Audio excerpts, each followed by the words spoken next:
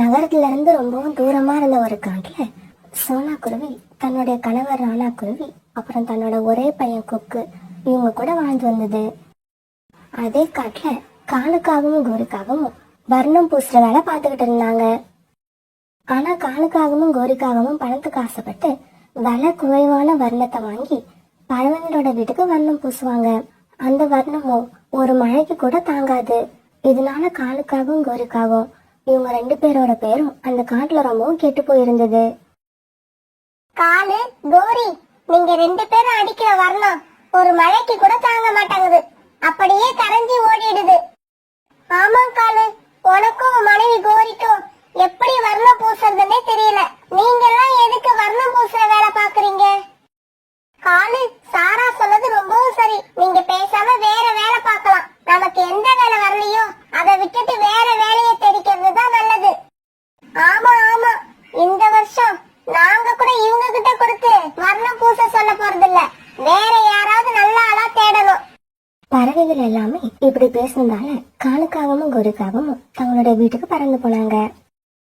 கோரி, பறவைகள் எல்லாரும் இப்படி முடிவு எடுத்ததை பார்த்தா எனக்கு ரொம்ப கவலையா இருக்கு. என்ன பண்றதுன்னே தெரியல. காலுஜி, நாம பூசின வர்ணத்துல இந்த பறவைகள் அப்படி என்னதான் குறை கண்டாங்களோ?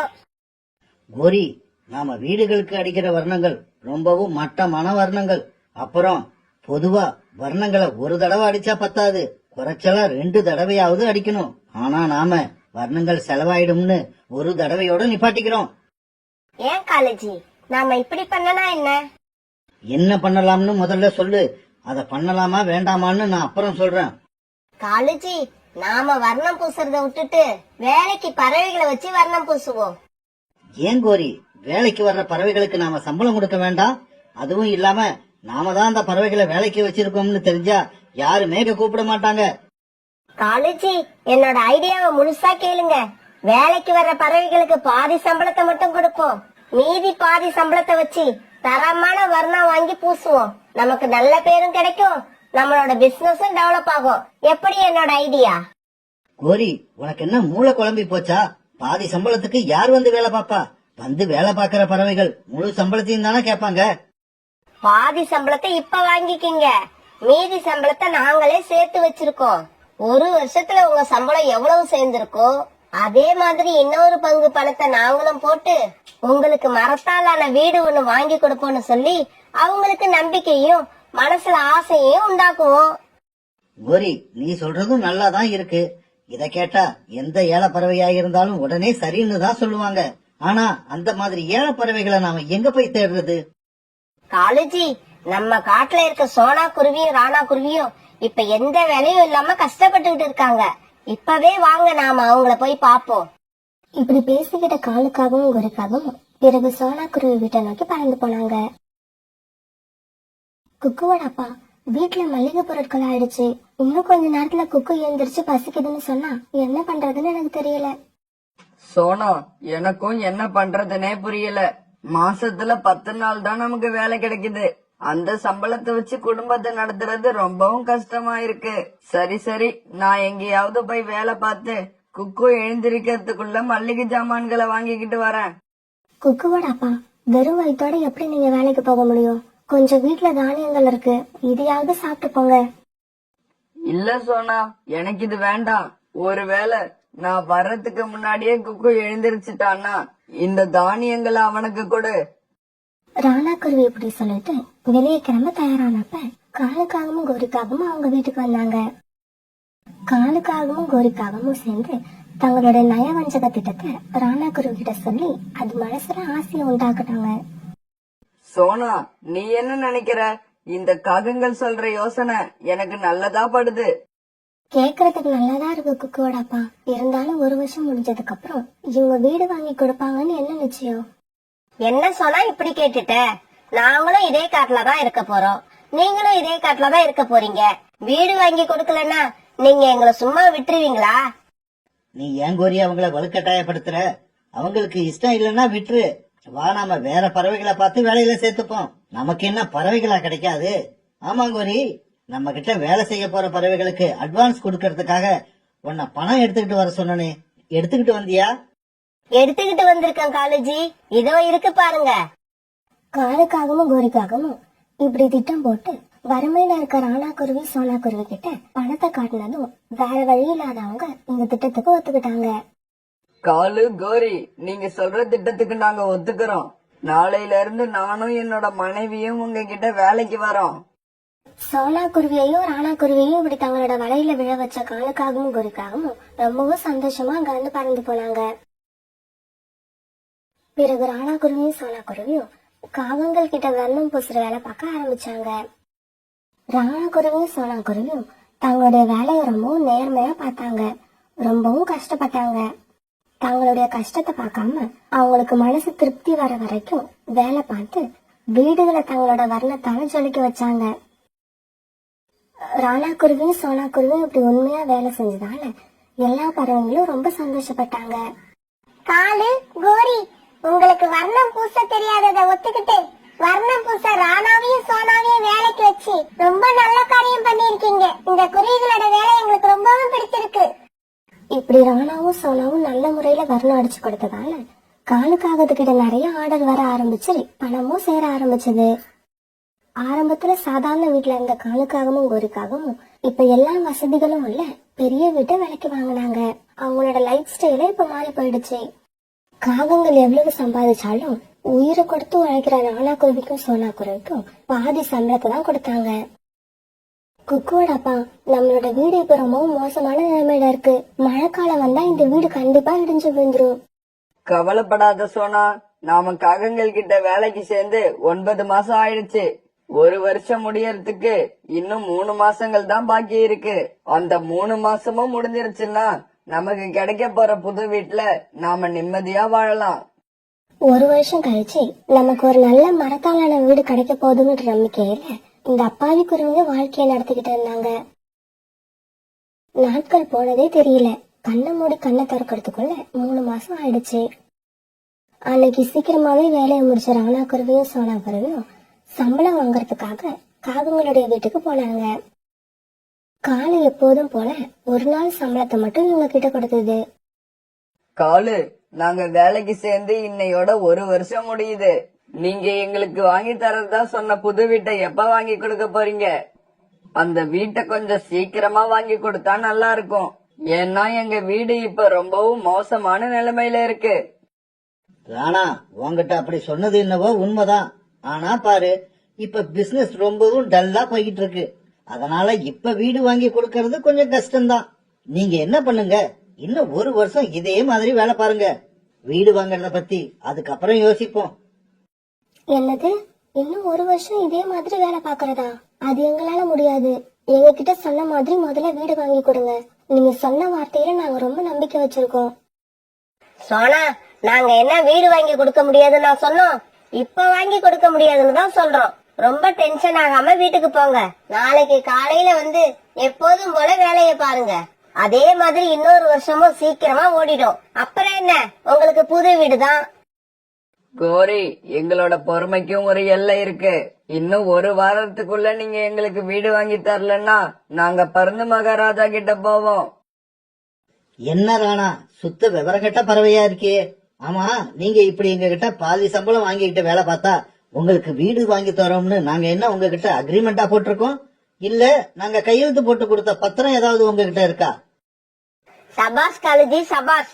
அருமையான கேள்வி கேட்டீங்க. இங்க பாரு சோனா, இப்படி எந்த ஆதாரமும் இல்லாம பருந்து அரசர்கிட்ட நீங்க போய் நின்னீங்கன்னா பருந்தரசர் உங்களுக்கு தான் அபராதம் போடுவாரு. இதை கேட்ட ராணா குருவியும் சோனா குருவியும் மனசளவுல ரொம்பவும் சோர்ந்து போயிட்டாங்க. இங்க பாருங்க, நாங்க ஏழைங்க தான். இருந்தாலும் உங்களுக்காக இந்த 1 வருஷம் உண்மையா உழைச்சிருக்கோம். எங்களோட ஒவ்வொரு வேர்வை துளிக்கும் நீங்க பதில் சொல்லிதான் ஆகணும். நீங்க கேக்குற கேள்விக்கே நாங்க பதில் சொல்ல போறதில்ல. இதுல உங்களோட வேர்வை துளிகளுக்கா நாங்க பதில் சொல்ல போறோம்? காலன்னா கோரி அக்கா, எங்களுடைய பாவத்தை கொட்டிக்காதீங்க. நீங்க நல்லாவே இருக்க மாட்டீங்க. ஆமா சோனா, நீ சொல்றது உண்மைதான். 1 வாரமாவே என்னோட முகம் நல்லா இல்லதான். அதனாலதான் நாளைக்கு பியூட்டி பார்லர் போகலான்னு இருக்கேன். இப்படி சொன்ன காகங்கள் 2 பேரும் வீட்டுக்குள்ள போய் கதவை சாத்திக்கிட்டாங்க. 1 வருஷமா இருந்த நம்பிக்கை வீண் போனதால மனசுடைஞ்சு போன ராணா குருவியும் சோனா குருவியும் அழுதுகிட்டே தங்களுடைய வீடுகளுக்கு வந்தாங்க.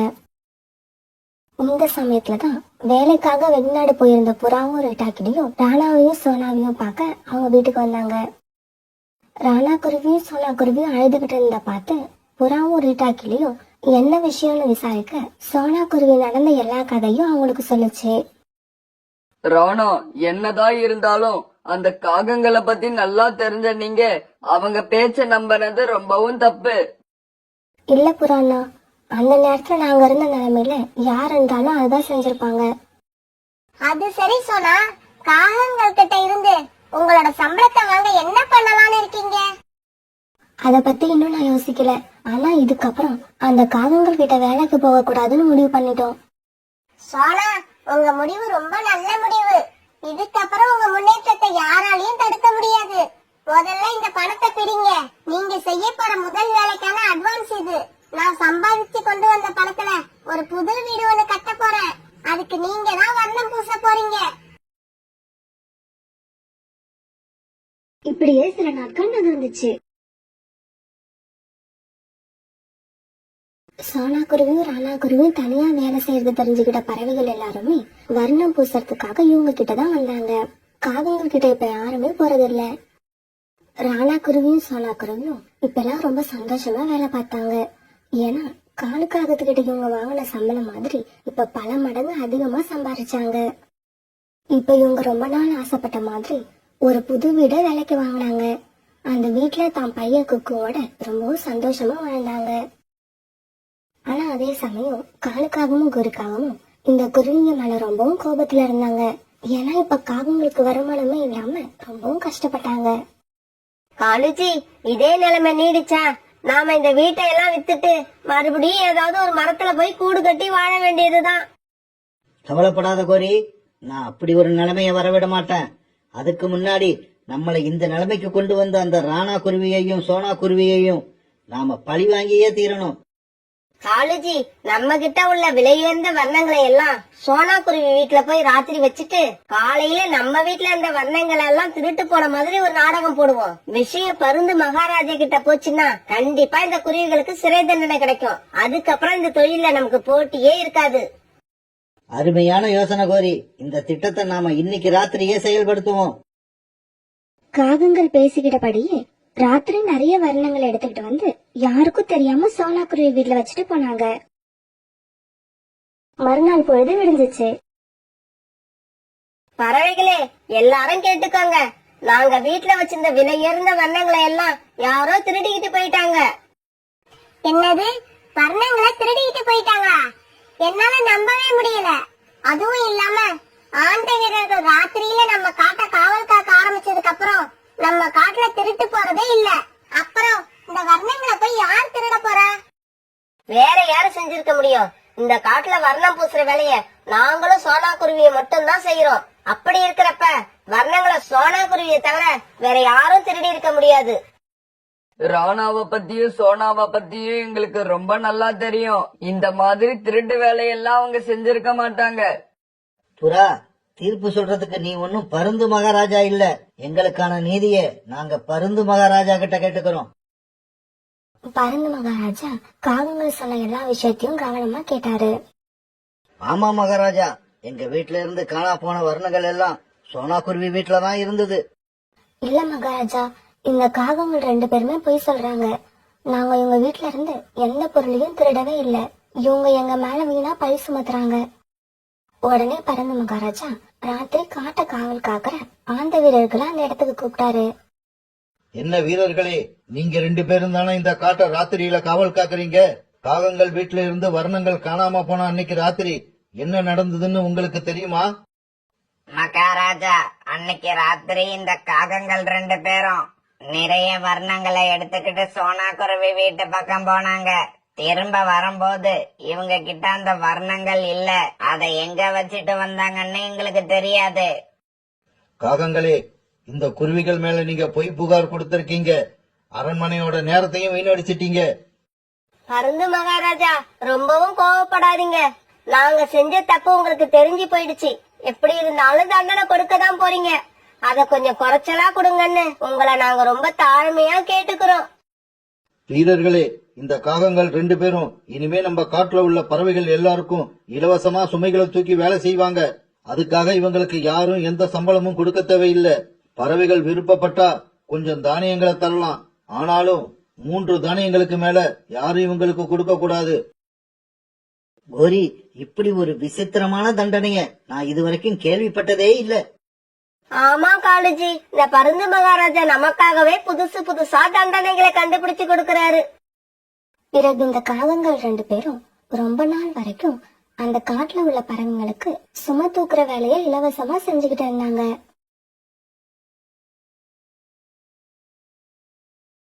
தூரமா இருந்த ஒரு காட்டுல சோனா குருவியும் காலுக்காகவும் வாழ்ந்து வந்தாங்க. அவங்க 2 பேரும் ஒரு நாள் ஆற்றங்கரைக்கு தண்ணி குடிக்க போனப்ப யதார்த்தமா சந்திச்சு பேசிக்கிட்டு இருந்தாங்க. என்ன சோனா, இப்பெல்லாம் உன்னை பார்க்கவே முடியல. சித்தி வீட்டுக்கு போயிருந்த நேத்துதான் திரும்பி வந்தேன். உன்னோட புருஷன் சின்ன வயசுலயே இறந்துட்டாரு இல்ல? 4 நாள் முன்னாடி அவரை பார்த்தேன், இப்ப அவர் இல்ல. என்னடா வாழ்க்கை இது. வீட்டுல இருந்தா அவர் நினப்பு வந்துகிட்டே இருக்கு, அதனாலதான் சித்தி வீட்டுக்கு போயிருந்தேன். இப்படி பேசிக்கிட்டே இருந்த காலுக்காகத்தோட பார்வை ஆத்துல மிதந்து வர ஒரு பொருளை பார்த்துச்சு. சோனா, அங்க பார், ஆத்துல என்னமோ மிதந்து வருது. சோனாவும் காலும் ஆத்தைய பார்க்க அதுல ஒரு பறவையோட கூடு மிதந்து வந்துச்சு. அந்த கூட்டுல ஒரு முட்டையும் இருந்தது. அந்த கூடு சோனாவும் காலும் இருந்த கரை ஓரமா வந்தது. இத பார்த்த சோனா கொஞ்சமும் யோசிக்காம கூட்டுல இருந்த முட்டைய தன் வாயால தூக்கிடுச்சு. சோனா, இந்த முட்டைய பார்க்க ஏதோ குருவி முட்டை போல இருக்கு. ஆமாம் காலாண்ண, இது குருவியோட முட்டைதான். இத என்ன செய்ய போற? குருவி இல்லாத சமயத்துல இந்த கூடு முட்டையோட ஆத்துல விழுந்திருக்கும்னு நினைக்கிறேன். இதுல இப்ப குழந்தை இருக்கு, இன்னும் 2-3 நாள்ல வெளியில வந்துரும். அதனால இத ஆத்தோட விட மனசு இல்ல. இதை என் கூட்டுல கொண்டு போய் வைக்க போறேன். இதுவும் உனக்கு நல்லதுதான். நீ இப்ப தனியா இருக்கிற. இந்த முட்டையில இருந்து குழந்தை வெளிவந்தா உனக்கு பழைய நினப்பெல்லாம் கொஞ்சம் கொஞ்சமா மறந்து போயிடும். நானும் அப்படிதான் நினைக்கிறேன். சோனா, அப்படின்னா இந்த முட்டை ஆத்துல மிதந்து வந்த விஷயத்த யாருக்கிட்டையும் சொல்லாத. இத உன்னோட குழந்தையாவே எல்லாரும் நினைக்கட்டும். இதுல இருந்து வெளிவர போற குழந்தைய நான் ரொம்ப கவனமா பாத்துப்பேன். ஆனா இதை என்னோட குழந்தைன்னு சொல்லக்கூடிய அதிகாரம் அதோட உண்மையான அம்மா கிட்டதான் இருக்கு, என் கிட்ட இல்ல. அப்படி அவங்க வர வரைக்கும் இந்த குழந்தை என்கிட்டயே இருக்கட்டும். பிறகு சோனா குருவி காலுக்காகும் 2 பேரும் தங்களோட கூட்டுக்கு பறந்து போனாங்க. சோனா குருவி முட்டையை தன்னோட கூட்டுக்கு கொண்டு போய் ரொம்ப பாதுகாப்பா வச்சுச்சு. இந்த முட்டையில இருந்து வர குழந்தை என்ன கலர்ல இருக்கும்? என்ன மாதிரி இருக்குமா? எப்படி என்ன மாதிரி இருக்கும்? அவங்க அம்மா மாதிரி தான் இருக்கும். இந்த உலகத்துல அதை பார்க்க போற முதல் ஜீவன் நான் தான். அதனால என்னது சொந்த அம்மான்னு நினைச்சிரும். இப்படி யோசிச்சுக்கிட்டே சோனா குருவி ரொம்ப லேட்டா தூங்குச்சு. இப்படியே கொஞ்ச நாட்கள் ஓடுச்சு. அடுத்த நாள் காலையில அந்த முட்டையில இருந்து ஒரு அழகான ஆண் குழந்தை வெளியே வந்தது. அது பார்க்க ரொம்ப அழகா இருந்தது. அது வேறு ஒரு குருவியோட குழந்தையா இருந்தாலும் சோனா குருவி அதை பார்த்து பார்த்து ரொம்ப சந்தோஷப்பட்டா. இந்த குழந்தை எவ்வளவு அழகா இருக்கு, அதோட கண்ணோட அக்கையும் கூட எவ்வளவு அழகா இருக்கு. அம்மா அம்மா, எனக்கு ரொம்ப பசிக்குதுமா, சாப்பிட ஏதாவது கொடுங்கம்மா. அம்மா அம்மா, என்னோட அம்மான அம்மாவே, உனக்கு தெரியுமா அம்மா, இந்த முட்டைய வதச்சிக்கிட்டு வெளியே வந்ததுல என்னோட சக்தி எல்லாம் போயிடுச்சு. என்னோட குழந்தை எவ்வளவு அழகா பேசுது. என் அன்பு மகனே, உனக்காக அம்மா ஏற்கனவே பழங்களை சேகரிச்சு வச்சிருக்க.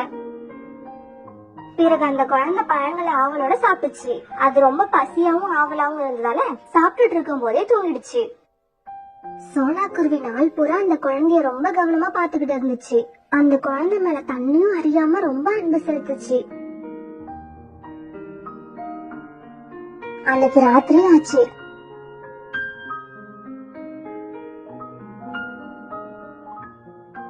இந்த குழந்தையோட அம்மா திடீர்னு வந்து குழந்தைய கேட்டா என்ன பண்றது? நான் குழந்தைய கொடுக்க மாட்டேன், என்னால கொடுக்க முடியாது. காலையிலேயே காலுக்காகத்தை பார்த்து சொல்லிடணும், இந்த குழந்தைய பத்தி யார்கிட்டயும் எதுவும் சொல்லாதுன்னு. எல்லாருக்கும் இது என் குழந்தையாவே தெரியணும். ஆமா, இது என் குழந்தைதான். இப்படி அழுதுகிட்டே யோசிச்ச சோனா குருவி இப்படியே தூங்கிடுச்சு. மறுநாள் காலையில சோனா குருவி காலுக்காக கூட்டுக்கு போச்சு. சோனா, நீ எப்படி இருக்க? நதியில இருந்து நீ கொண்டு போன முட்டை என்ன ஆச்சு? காலண்ணா, அதுல இருந்து ரொம்ப அழகான குழந்தை பிறந்திருக்கு.